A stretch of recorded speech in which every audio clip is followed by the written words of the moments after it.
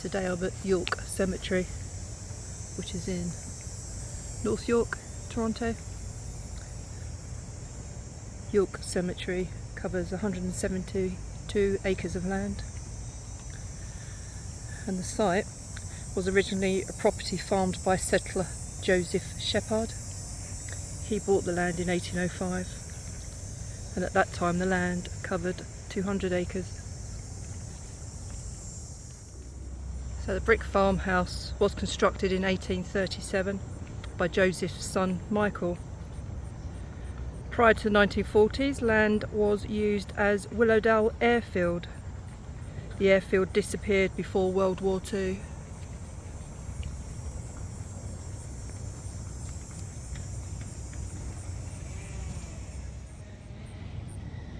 In 1916, the Toronto General Burying Grounds, Mount Pleasant group of cemeteries nowadays, bought the property. They didn't convert for cemetery use until 1946, and it officially opened in 1948. In 1966, 18.5 acres was sold off to the city of North York.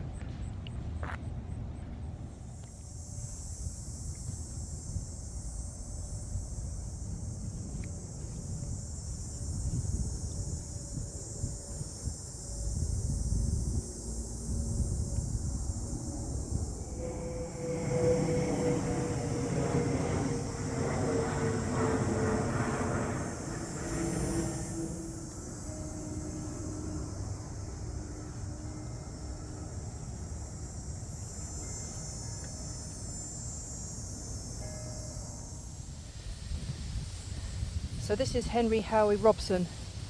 He is a Victoria Cross recipient. So he was born in South Shields in England I've got 18th of February 1894, but on here it says May 27, 1897. But he died in Toronto March the 2nd, 1964. He was aged 70 years.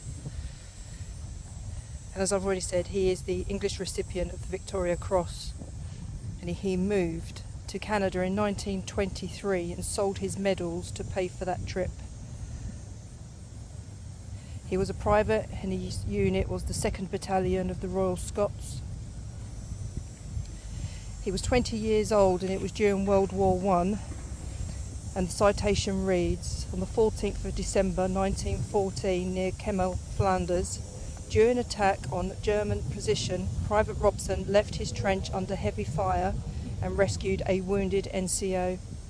Subsequently, during another attack, he tried to bring a second wounded man into cover while exposed to heavy fire. In this attack, he was wounded almost at once, but persevered in his efforts until wounded a second time. And then he served as a sergeant at arms at the Ontario Parliament in the 30s and retired as an information clerk in 1954. In proud and loving memory of Howey Robson VC, born in South Shields, England, died in Toronto, was awarded the Victoria Cross for conspicuous gallantry on December the 14th, 1914. And he's the beloved husband of Alice M. Martin, who's also in this final resting place with him. Really pleased to meet you, Henry.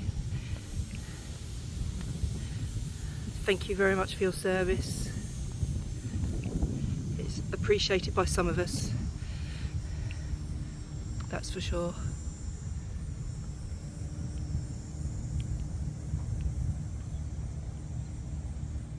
Can't believe he sold his medals to come to Canada.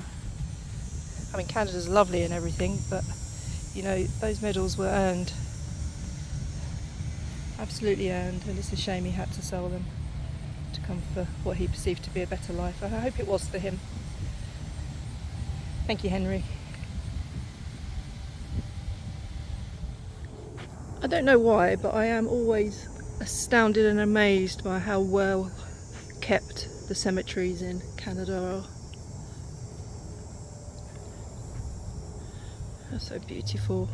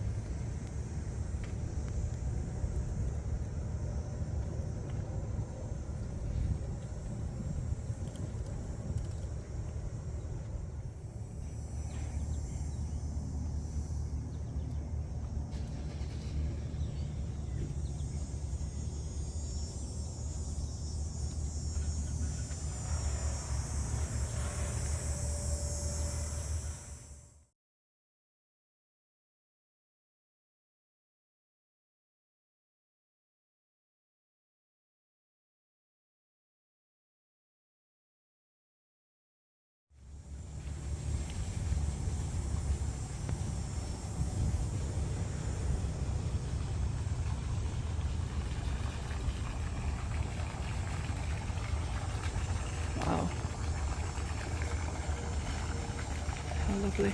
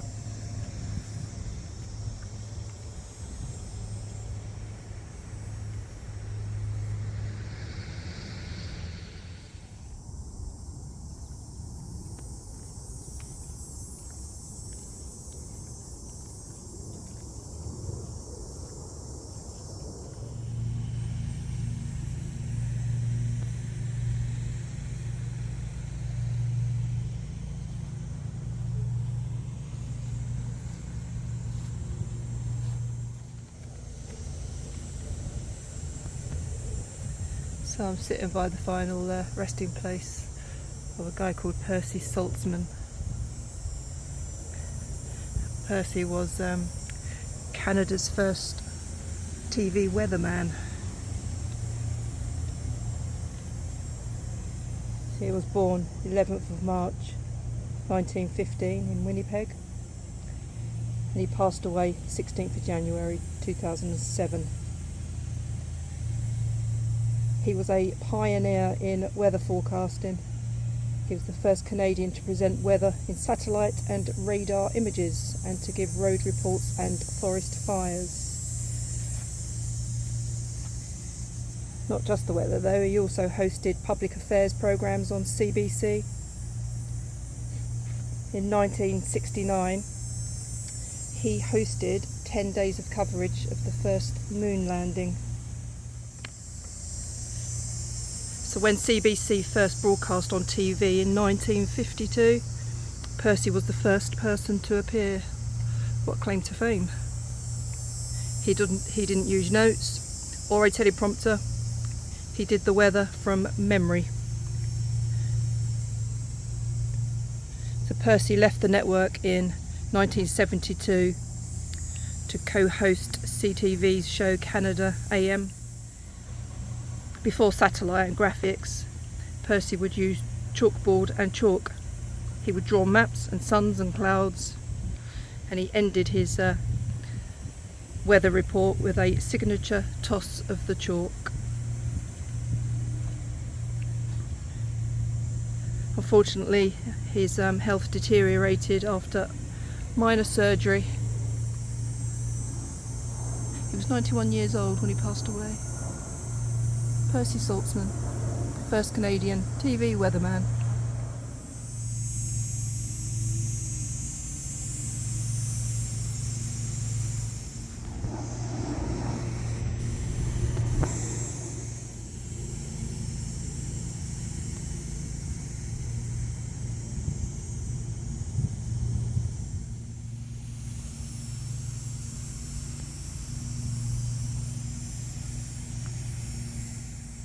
So I'm at York Cemetery in Toronto, North York. So I wanted to visit the grave of a Canadian television and film actor.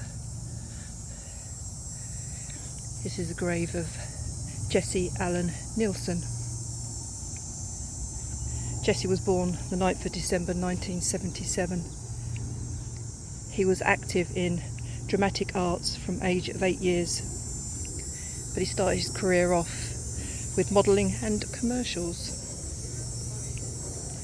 His credits include his first movie role,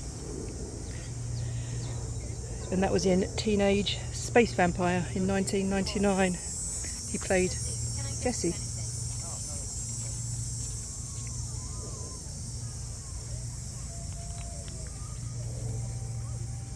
Here is his grave. He was in Twice in a Lifetime in 1999, 2 episodes of that. He was cast as lead Eric Singer in the Disney movie Model Behaviour, opposite Justin Timberlake. That was released in March 2000 in America. He was in The Skulls in 2000 as Kent Hodgins. In a Heartbeat in 2000, he was in one episode of that.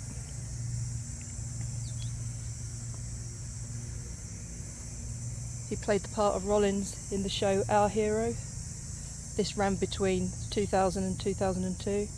He was in 26 episodes of that. His last major role was as Gabriel Patterson on Adventure Inc.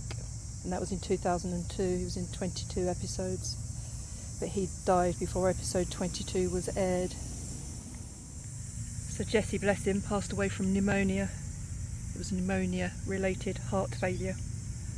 Heartbreakingly, I believe he was found by his sister, already deceased. An ambulance was called, but it was too late. He's 25 years old, promising talent taken far too soon.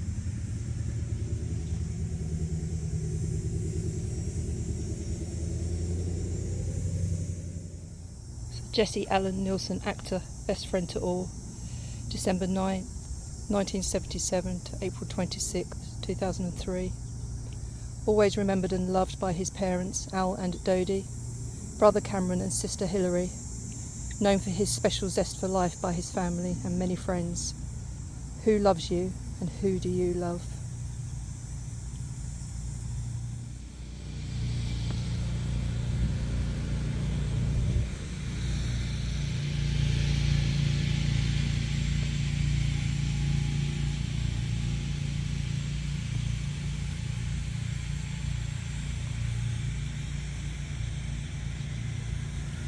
Rest in peace, Jesse.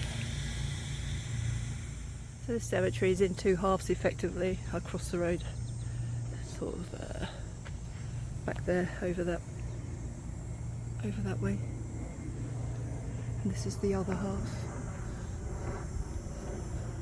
It's truly a beautiful cemetery, and I know I say that about most cemeteries, but you know what? The ones in the UK are a bloody mess most of the time. They're overgrown, they're poorly maintained, not looked after.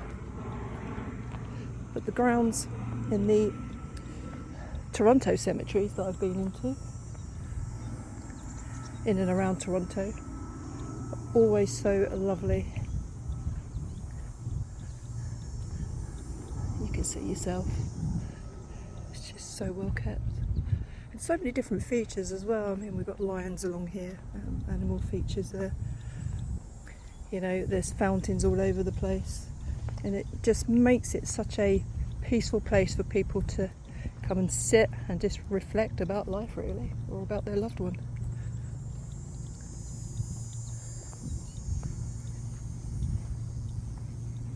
I mean, I do find cemeteries very peaceful, so it doesn't worry me wandering around cemeteries. Don't get me wrong, some of them are creepy, like Highgate and some of the old London ones, City of London cemeteries. Some of them as creepy as hell. But these ones, or ones like this, there's nothing creepy about those. They're just lovely.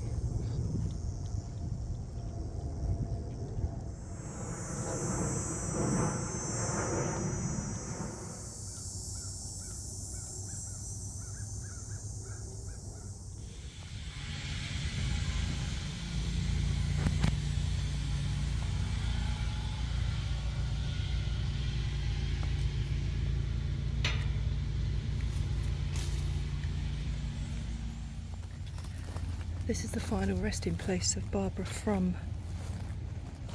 She was a Canadian radio and television journalist and broadcaster.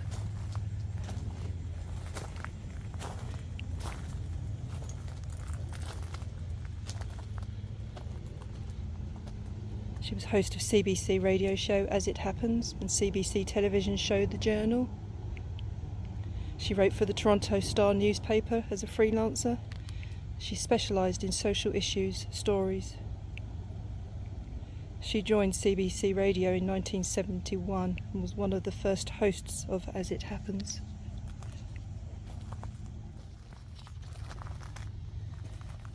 Barbara was known as tough, incisive and well-informed as an interviewer. She hosted As It Happens until 1981. Between 1974 and 1975, she hosted her own talk show. This initially only broadcast in Toronto before moving to the national CBC network for 7 shows. In 1981, CBC created The Journal, a news magazine series. The show debut was January 1982. Barbara interviewed British Prime Minister Margaret Thatcher and South African President Nelson Mandela. Wow.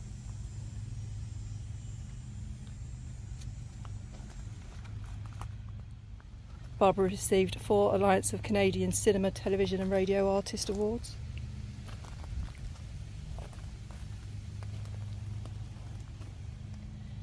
She won the National Press Club of Canada Award for Outstanding Contribution to Canadian Journalism, and that was in 1975. And she was named to the Order of Canada in 1979. Barbara unfortunately was diagnosed with leukemia in 1974, and she succumbed to the disease in 1992.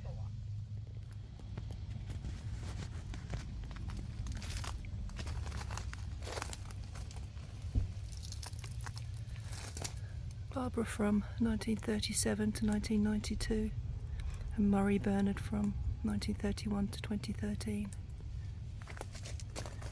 Rest in peace to both of you. Barbara from.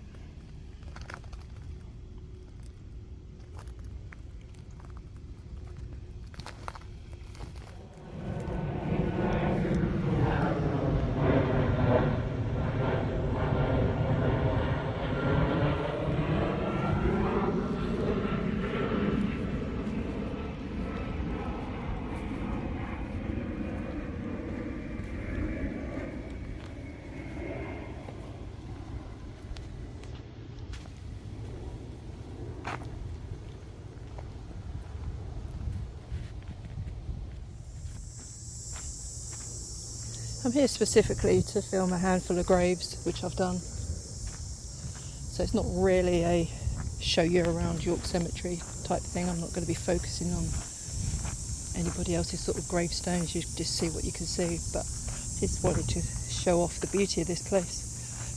So that's why I'm just filming random bits as I'm walking around to where I need to get to. So you pretty much get a look at it.